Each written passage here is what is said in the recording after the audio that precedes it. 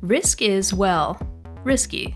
So it makes sense that some healthcare organizations are reticent to dive in headfirst. We've gathered up a few resources to help you navigate the wild world of risk adjustment, from reducing readmission to an explainer of the latest RADV guidelines.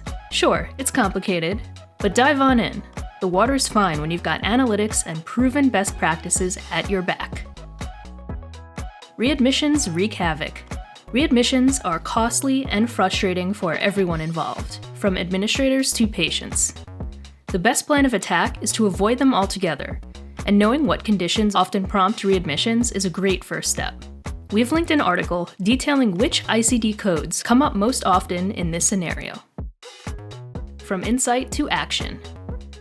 Learn how Ascension, Illinois Amita Health's Anita Chadha led her risk team to phenomenal success with the help of reliable metrics and data.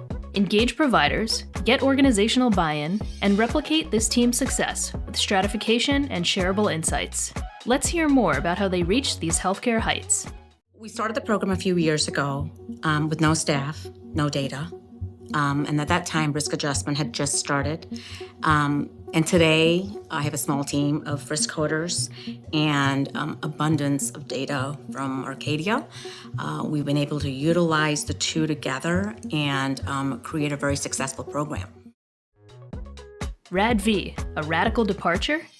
CMS's new standards for documentation and reporting are stricter than ever before. But don't let these guidelines intimidate you. Step into 2024 with an idea of what's ahead and learn how you can avoid reporting pressure by establishing effective workflows now. There's always been a fee-for-service adjuster, which means that you have a little more wiggle room in that fee-for-service category in your audits, which gave you less you'd have to repay to CMS. And that adjuster is going away. This means that for the years 2011 to 2017, you're still good. Those audit payments will stay. But everything from 2018 forward is going to be extrapolated under the new format.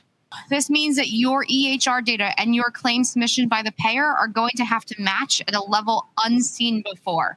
Your workflows are going to need to be incredibly tight to make sure these data match. The 411 on risk adjustment analytics. How does a powerful data analytics platform help you navigate risk? Learn about the methodology and why sufficient, trustworthy data is a critical first step before an algorithm can ever generate meaningful insights.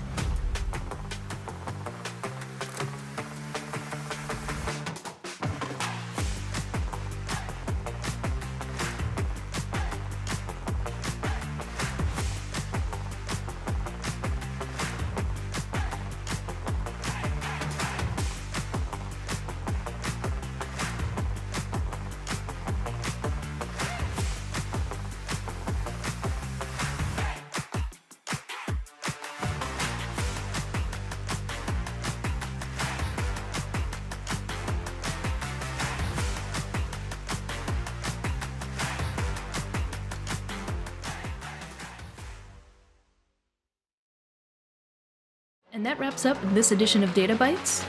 You could check out the video description for additional resources, and also sign up to receive this newsletter directly to your inbox.